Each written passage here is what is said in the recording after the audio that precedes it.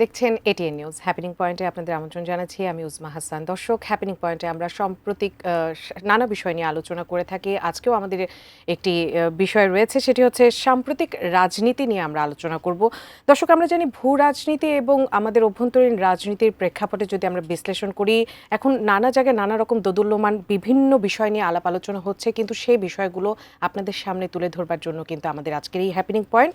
আর আমাদের এই হ্যাপেনিং পয়েন্টে আজকে আমাদের সাথে যুক্ত আছেন সম্মানিত অতিথি ইরফানুল হক নাহিদ, সাংগঠনিক সম্পাদক, বাংলাদেশ ফেডারেল সাংবাদিক ইউনিয়ন। স্যার, আপনাকে অসংখ্য ধন্যবাদ আমাদের এখানে যুক্ত হবার জন্য। ধন্যবাদ আপনাকে এবং আপনার মাধ্যমে এটিএন নিউজের অগণিত দর্শকদের আমার পক্ষ থেকে শুভেচ্ছা। যেমনটি বলছিলাম, অভ্যন্তরীণ রাজনীতি নিয়ে যদি কথা বলি তাহলে কিন্তু 24-এর গণ অভ্যুত্থান বারবার উঠে আসে, কারণ এটি একটি বিশাল প্রেক্ষাপট চেঞ্জ করেছে আমাদের অভ্যন্তরীণ রাজনীতিতে। সেই ক্ষেত্রে এই যে এত রক্ত ঝরলো, এত রক্তের বিনিময়ে আমরা সবাই কি চাইলাম? সংস্কার। কিন্তু এখন আবার সেই সবাই দ্রুত নির্বাচন চাচ্ছে। এই এই এই যদি হয় তাহলে তো সেই আমরা আগের জায়গাতেই চলে যাচ্ছি। আপনি এই বিষয়ে কি বলবেন? সূচনাটা কি করবেন আপনি? না, সূচনাটা হচ্ছে যে ধরেন সংস্কারের যে ইস্যুটা চলতেছে আপনার 5 আগস্টের পর থেকে, আসলে বেসিক্যালি সংস্কার তো আসলে আমাদের অনেক আগে থেকেই প্রয়োজন ছিল। তো এই সংস্কারটা আসলে এখন মুখ্য হয়ে দাঁড়িয়েছে যখন আমরা কথা বলার অধিকার পেয়েছি, আমরা আমাদের মতামত প্রকাশের স্বাধীনতা পেয়েছি।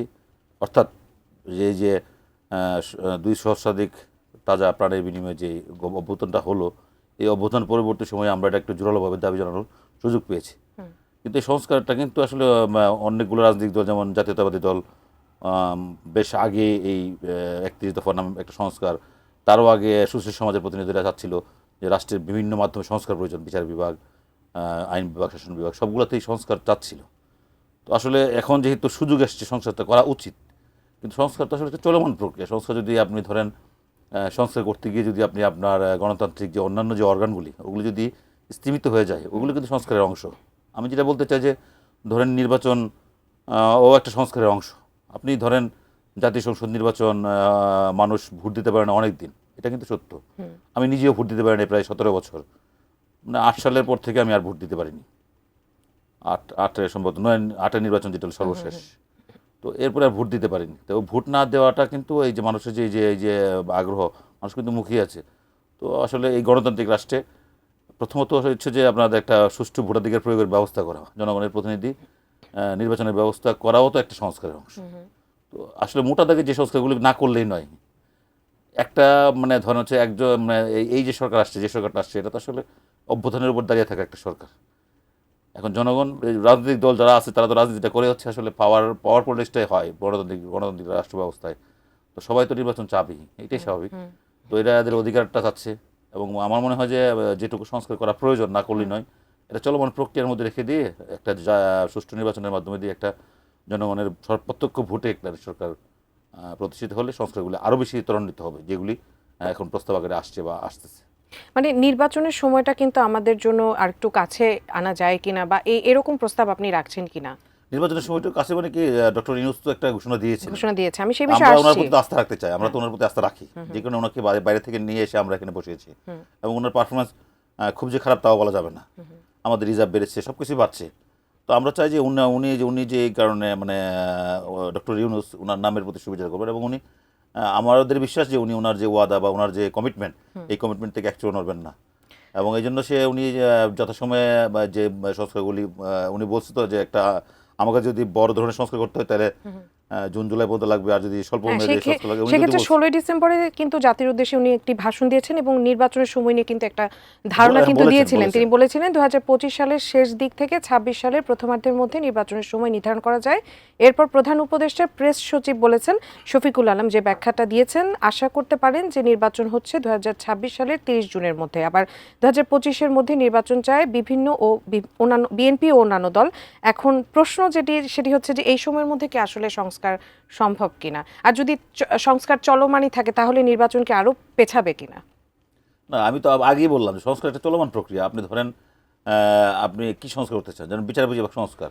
তা বিচার বিভাগ সংস্কার, আপনি ইচ্ছা করলে সব বিচারপতি একদিনে চেঞ্জ করতে পারবেন? ইচ্ছা করলে সব পুলিশ আপনি একদিনে চেঞ্জ করতে পারবেন? সব সচিব আপনি একদিনে সম্ভব না। তো এটা চলমান প্রক্রিয়া। আপনি এটা রিফাইন্ডের মতো, স্লোলি রিফাইন্ডের মতো। আপনি সবচেয়ে যে খারাপ এটাকে ওমিট করবেন, এরপরে মিনিমাইজ করতে করতে করতে আপনি জিরোতে যাবেন। এটা আপনি যদি মনে করেন যে না একবারে আমি করে ফেলবো, হবে না। এটা আপনার ডক্টর কিন্তু বলছে যে স্বল্পমেয়াদী এবং দীর্ঘমেয়াদী। এখন স্বল্পমেয়াদীর মধ্যে আবার বলছে যে যেগুলি খুব দ্রুত করা দরকার, হ্যাঁ তাহলে আমি করে অল্প কিছু করে আমি ডিসেম্বরে দিতে পারি। আমাকে যদি একটু সময় দেওয়া হয় তাহলে আমি আরও বা জুন পর্যন্ত হলে আমি একটু মোটা দাগে একটু সংস্কার করতে পারি। কিন্তু প্রস্তাবটা তো থাকবে, এতগুলা প্রস্তাব আসছে। আপনি দেখেন কমিশন যেগুলি হয়েছে, এই কমিশনগুলি কিন্তু প্রত্যেকেই তাদের জায়গা থেকে মতামত দিয়েছে, রাজনৈতিক দলগুলির সাথে আলোচনা চলতেছে। তো সেখানে আপনার অনেকগুলো বিষয় কিন্তু ঐক্যমত হয়েছে। তো ঐক্যমত যেগুলি হয়েছে ওই বিষয়গুলো কিন্তু আসলে ইচ্ছে করলে আপনার করা যায়, মানে আপনার অ্যাপ্লাই করা যায়।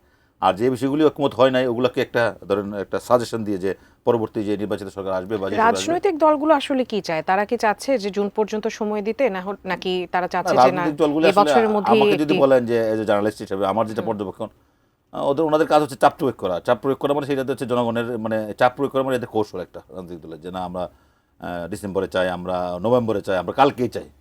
তো এই চাপ প্রয়োগ করা হচ্ছে একটা কৌশল, যাতে করে এই ডক্টর ইউনূস, ওনারা সবাই ডক্টর ইউনূসের প্রতি আস্থা রাখেন। ডক্টর ইউনূস তো আর একা নন। আমাদের মনে রাখতে হবে যে 8ই আগস্ট যে সরকারটা, মানে 8ই আগস্ট যে সরকারটা শপথ নিয়েছিল, এটা কিন্তু আমাদের পুরো জাতির একটা আস্থার প্রতীক ছিল। তো এইটাতে ধরে হচ্ছে যে সবারই সমর্থন ছিল। তো এখান থেকে আস্তে আস্তে যারা এখন যে বক্তব্যগুলি রাখছেন, এটা তাদের হলো অধিকার।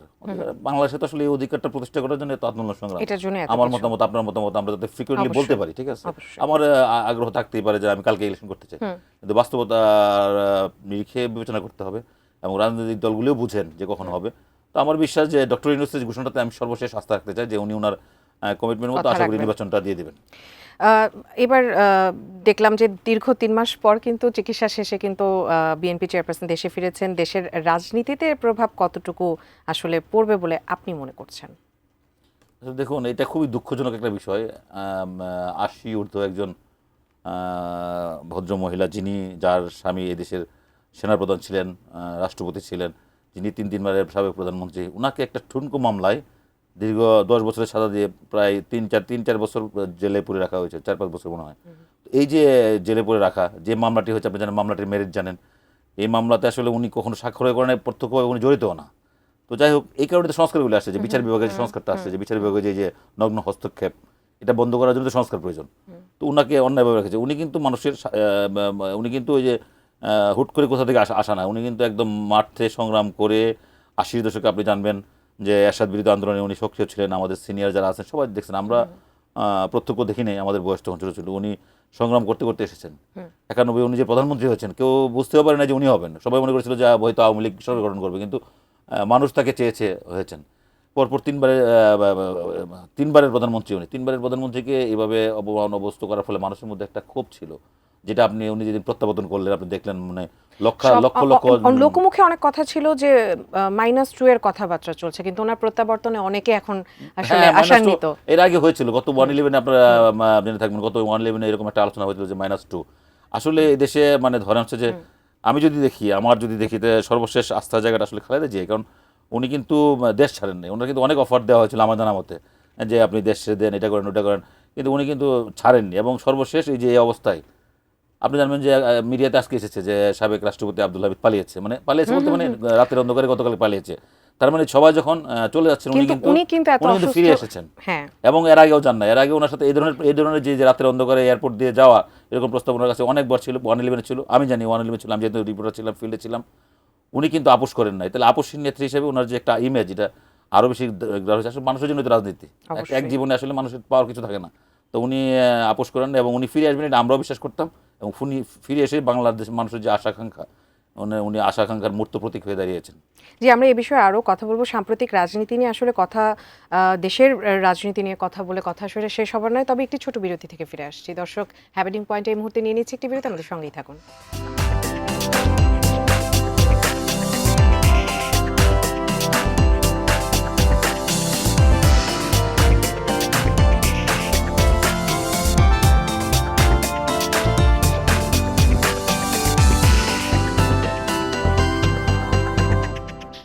বিরতি বিরতির পর সবাইকে আবার স্বাগত। হ্যাপেনিং পয়েন্টে কথা বলছিলাম সাম্প্রতিক রাজনীতি নিয়ে।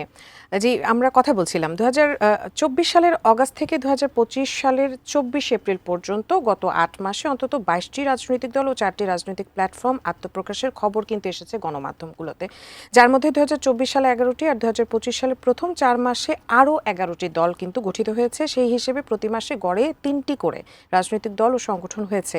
এসব রাজনৈতিক দলের কর্মকাণ্ড নিয়ে আমার কিন্তু কোনো প্রশ্ন নেই। প্রশ্নের জায়গাটা যদি আমি বলি, তারা কি শুধু নির্বাচন কেন্দ্রিক একটি রাজনৈতিক দল হিসেবে আত্মপ্রকাশ করতে চাচ্ছেন কিনা? একটা গুরুত্বপূর্ণ জায়গা। আপনি বোধহয় একটা দল গতকালকেও আবার আত্মপ্রকাশ করেছে সিলেট থেকে। এটা কি কাউন্টে আছে কিনা আমি জানি না, এই টোটাল হিসেবে আছে কিনা। আমি খুব মজার বিষয় দেখেন, আসলে এই দেশে এটাকে আপনি যদি কিংস পার্টিও বলতে পারেন। কিংস পার্টি বলতে আপনার এই দলগুলি যখন কোনো সুবিধাজনক সময় আসে, গত 1/11 সময় বেশ কিছু কিংস পার্টি জন্ম হয়েছিল। আপনি জানবে দেখবেন 2008 সালে 9 সালে যেই দলগুলি হলো, তো এগুলি কিন্তু অস্তিত্ব বাংলাদেশে নাই এখন আর। তা এখন যে দলগুলি হয়েছে, জনগণের কিন্তু একটা প্রত্যাশা ছিল যে আর একটা দল, মানে ধরেন যে দল সরকারে ছিল গত 15.5 বছর টানা, তাদের উপরে থেকে আস্থা হারিয়ে যাওয়ার পরে ধরেন আর একটা দল এখন ক্ষমতায় যাওয়ার জন্য চেষ্টা করতেছে বা পাইপলাইন আছে, বা ধরে নিলাম যে ওনারা ক্ষমতা যাবে, তাহলে তার বিপরীতে তাদেরকে ডিবেটটা করবে কে? মানে তাদেরকে যে আপনার বিরোধী দল, আমরা যদি বলি যে বিরোধী দল কে হবে? বা আপনি যদি ধরেন যে নতুন একটা দল এসে সরকারে গেল, এই দল সরকারে যাওয়া বা বিরোধী দল হওয়ার মতো একটা দল কিন্তু মানুষের একটা আকাঙ্ক্ষা ছিল। কিন্তু এখানে এত দ্বিধাবিভক্ত হয়ে গেছে যে আপনি ধরেন 22টা যদি হয় তাহলে 22টা, এই 22 জন কিন্তু আসলে একটা প্ল্যাটফর্মে ছিল। মানে আমরা দেখেন একটা রাজনৈতিক দল গঠন করার ক্ষেত্রে এখানে উল্লেখযোগ্য কিন্তু কোনো ক্যারেক্টার নাই। কিছু ক্যারেক্টার আছে আমাদের 37 জুলাই আন্দোলনের সম্পর্কিত কিছু ক্যারেক্টার আছে, একটা দুটা দলে এরকম আছে, কিন্তু সবাই কিন্তু এরকম উল্লেখযোগ্য কোনো সমাজের কোনো ব্যক্তিত্ব না, বা তাদের কন্ট্রিবিউশন নাই। তো আমরা এখানেই 22 ভাগে বিভক্ত হলাম। তাহলে আমাদের তো ন্যাশনাল ইস্যুতে আসলে আমরা ঐক্যমতটা খুব জরুরি ছিল। এত দলের চেয়ে কোয়ান্টিটির চেয়ে কোয়ালিটিটা বেস্ট ছিল। কোয়ালিটিটা যদি ভালো হইতো, ধরেন একটা দুইটা দল ভালো দল যদি হইতো, মানুষ একটা বিকল্প খুঁজতেছিল। সেটা আপনি আসলে আমরা খুব আশাহত রাজনীতিবিদরা করেছেন আমাদেরকে। কারণ এই রাজনীতিবিদরা যারা এই দলগুলি করেছেন, ওনারা কেন, মানে রাজনীতি তো জনগণের জন্য, তো জনগণের আশাকাঙ্ক্ষা কি এটা তো এরা জানেন। নিজেদের মধ্যে কি বিভক্তি প্রকাশ পায় এতে? না, বিভক্তিটা হচ্ছে কি, বিভক্তিটা বলতে ধরেন এখানে হচ্ছে যে আমাদের প্রত্যেকের নেতৃত্বে আসা যে প্রতিযোগিতা, মানে আপনি এতগুলো দল, অনেকগুলো দলে কিন্তু একটা কমিটিও হয়নি।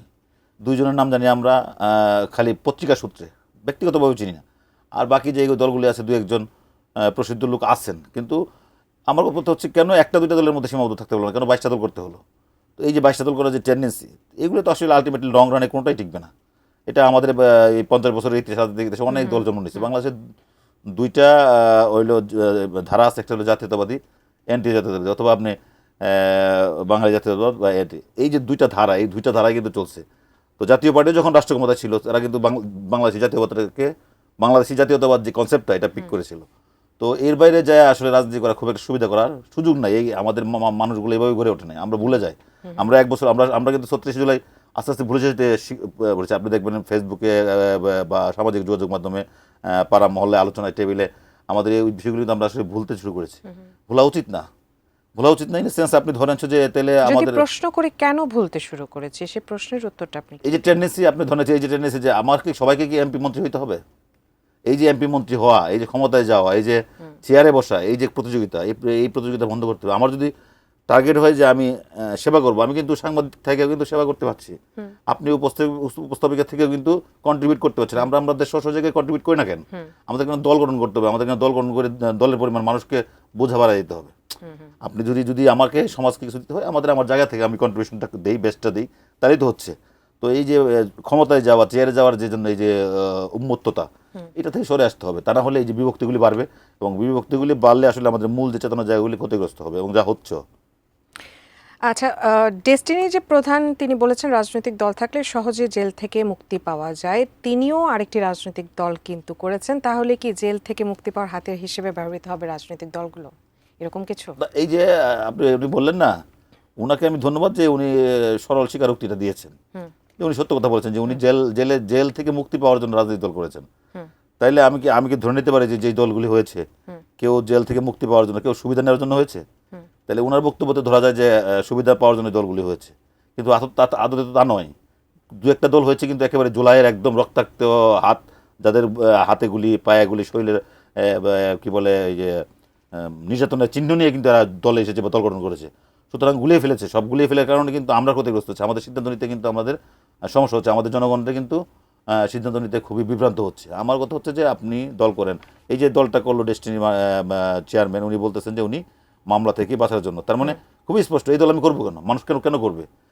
আমি যখন বলতেছি যে আমাকে নিজেকে সেভ করার জন্য এ দল করেছি, মানুষকে না, উনি নিজেকে সেভ করার জন্য এ দল করেছে।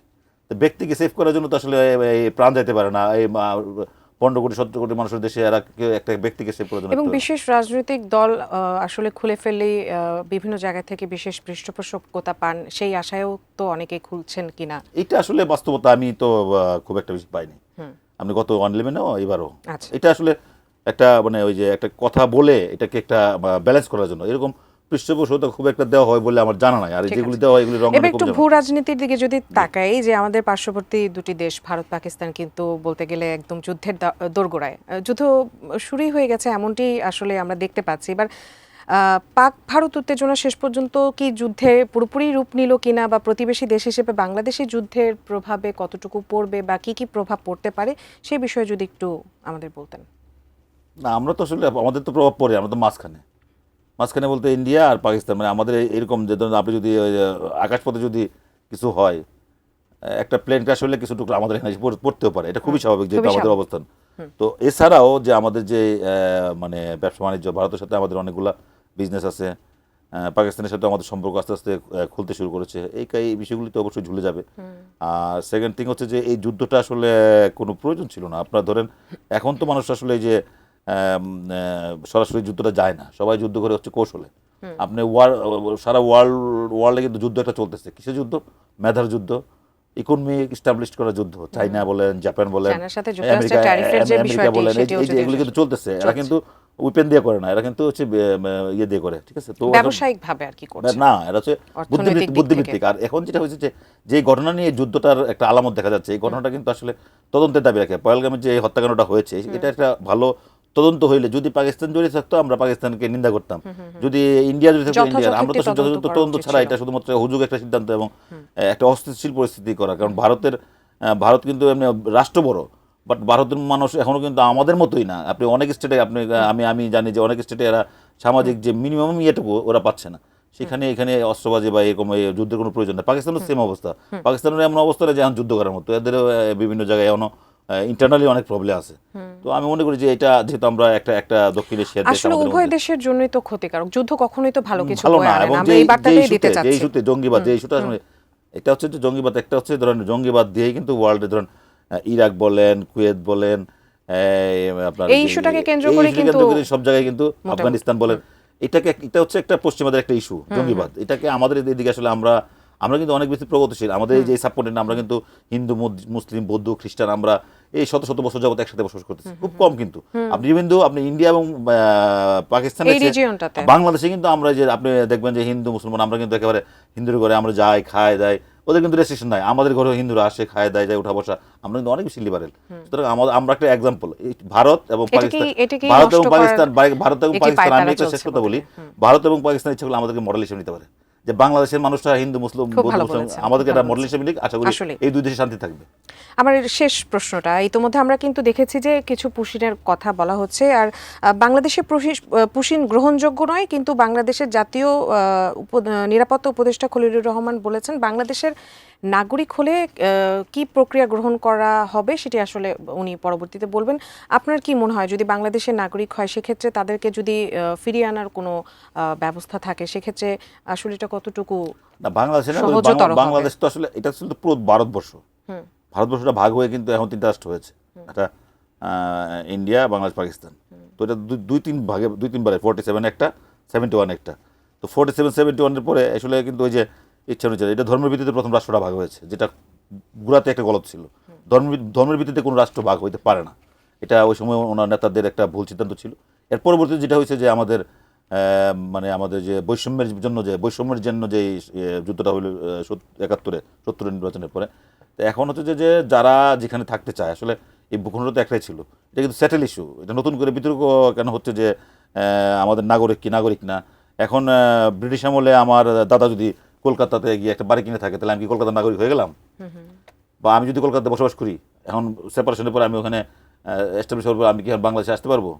আমি বলতেছি যে সাম্প্রতিককালে যদি কেউ গিয়ে থাকে আফটার লিবারেশন বা এর উপরে যদি গিয়ে থাকে ইলিগালি, সেটা বিবেচনা দাবি হয়। কিন্তু আমি হুট করে আমার নাগরিকের কি মানে নাগরিকের সংজ্ঞা কি? আমাদের যে নাগরিক তাকে প্রমাণিত হবে তো যে আমাদের নাগরিক, বা যিনি গিয়েছেন উনি ওখানকার কবে ছিলেন বা কিভাবে নাগরিকত্ব ওখানকার পেয়েছেন, যাচাই বাছাই এটা একটা লম্বা আপনার জি। হচ্ছে ডিসকোর্স। এটা সর্বসময় আসলে সমাধান করা সম্ভব না, তবে আলোচনায় থাকতে পারে সবাই। আর বিবেচনায় প্রত্যেকের হচ্ছে থাকতে যে পারবে। না, আমি কোথায় থাকবো এটা আমার স্বাধীনতা, আমি ঘরে থাকবো না বাইরে থাকবো এটা জি। আমার স্বাধীনতা, ঠিক আছে? জি, আপনাকে অসংখ্য ধন্যবাদ। আপনি আমাদের সাথে যুক্ত হয়ে সাম্প্রতিক রাজনৈতিক বিষয় নিয়ে যে আলোচনাগুলো করেছেন, আশা করি সবাই অনেক বেশি উপকৃত হবে। ধন্যবাদ আপনাকেও, ধন্যবাদ এটিএন নিউজের সকল দর্শক। দর্শক, আজকে আমাদের হ্যাপেনিং পয়েন্ট এই পর্যন্ত। এতক্ষণ আমাদের সাথে যুক্ত হয়ে এই অনুষ্ঠান যারা দেখছিলেন তাদেরকে সবাইকে ধন্যবাদ জানিয়ে এখানে শেষ করছি। দেখতে থাকুন এটিএন নিউজ।